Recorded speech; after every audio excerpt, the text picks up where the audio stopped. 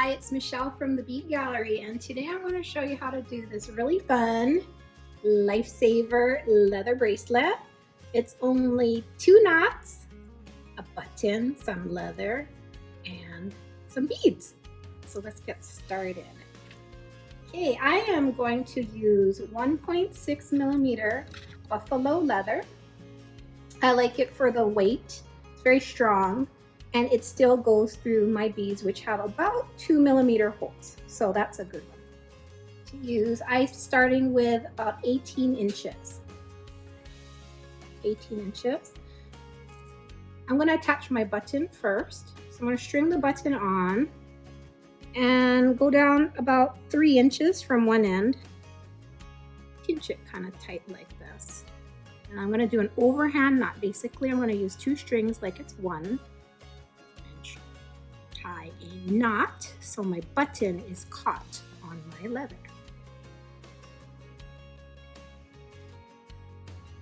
And then you just pull the extra slack out of your knot there. Keep it nice and tight. And I'm going to just string my beads on the longer tail. So I have these mixed gemstones with the large holes, and I also have some fun brass spacers just to contrast with the stone. I'm just going to string a random pattern here. Yes. And just randomly intersperse your brass spacers between the stones.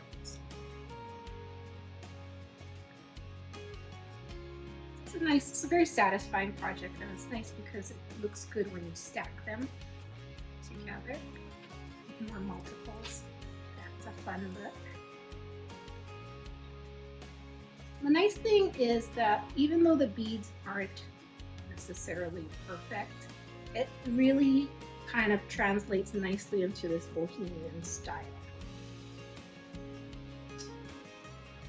I like it that it's all stone. I am almost done.